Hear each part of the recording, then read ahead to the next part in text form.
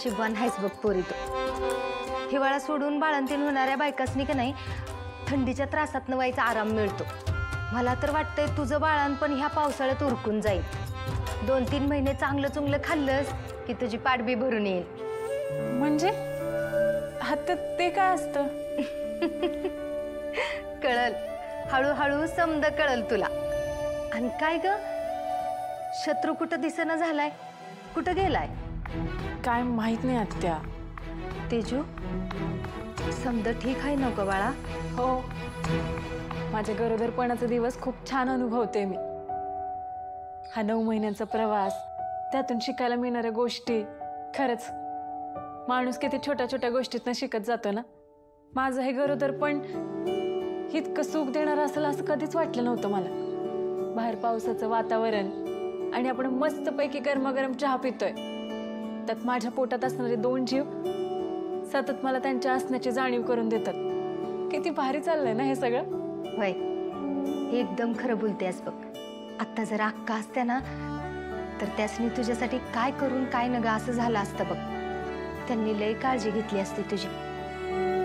अक्कासनी बारकी पोरं लय आवडायची। तुळजान शत्रूसाठी तर त्यांनी लय केलंय। तू गरोदर आहेस ही कळल्यावर तर त्यासनी इतका आनंद झाला होता। पण आत्या, जाणाऱ्या माणसाच्या आठवणी किती चांगल्या असतील तरी त्या त्रासदायक का असतात? कारण त्या तिथंच थांबलेल्या असतात, आपल्या संग पुढं आलेल्या नसतात। पण जी काय झालं ती स्वीकारण्याशिवाय आपल्याकडे काय बी पर्याय नाही बघ उरला आता। अगं तेजू,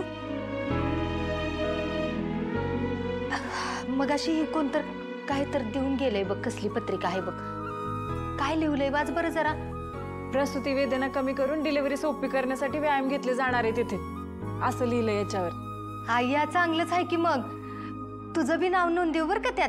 कोणाचं कुठं नाव नोंदवायचं चाललंय? मालक,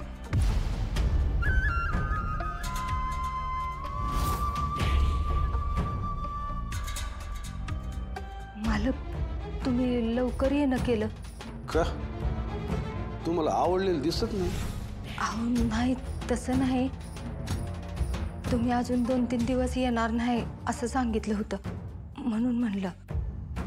तारीख पक्की ध्यानात ठेवली म्हणायची परत येण्याची। पण ठरल्या तारखेला परत यायला आम्ही कोर्टात नाही। हो ना, आपलं कॉलेज किती बदललंय ना।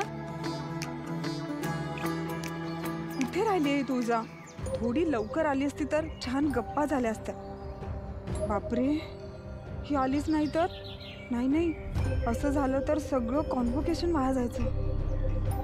साक्षी, अगं तू किती वेळ झाला तुळजाच्या वाटेकडे डोळा लावून उभी आहे। मला नाही वाटत ती येईल म्हणून। का नाही येणार? अगं रियुनियन आहे आज आपलं, आणि तसंही आपल्या सगळ्यांना तिला भेटा असं का नाही वाटणार? अगं म्हणजे तसं नाही, आता गोल्ड मेडल मिळून, डिग्री मिळून तरी ती घरीच बसली। तसं ह्या रियुनियन मध्ये तिला काय मिळणार ना वेगळं? येस, तुळजा आली। मी म्हटलं होतं ना तुला, ती नक्की येणार। ही आपल्या बॅचची टॉपर। मला वाटलं होतं आली तर एखाद्या लक्झरी गाडीमधून येईल, काय खटारा गावठी गाडीवर आली आहे। नाही तर काय, ही आपल्या बॅचची इज्जत नक्की घालवणार। हे बघ, आमची आत्ताच ओळख झाली। इकडच्या तिकडच्या गप्पा मारत होतो, ते तुमच्या कॉलेजमधले किस्से पण सांगत होते।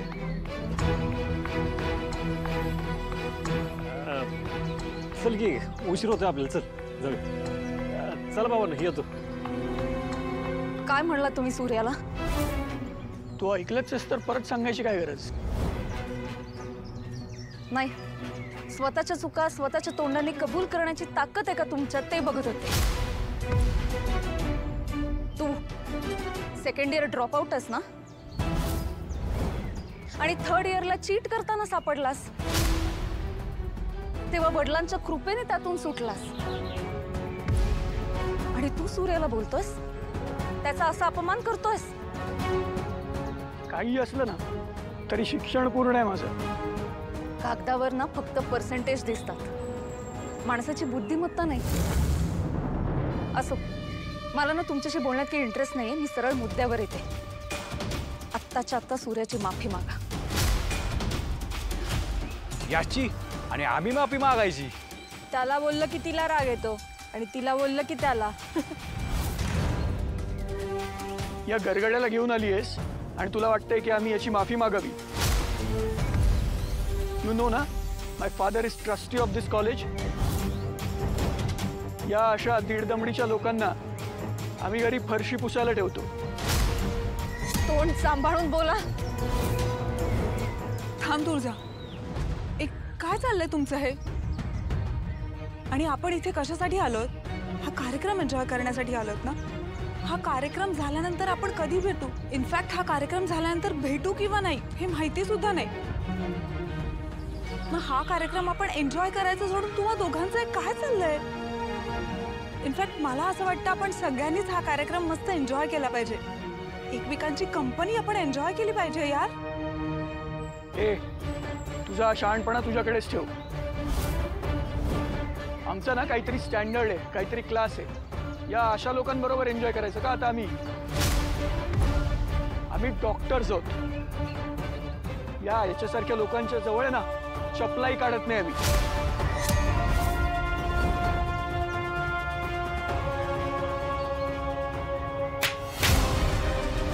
तुझं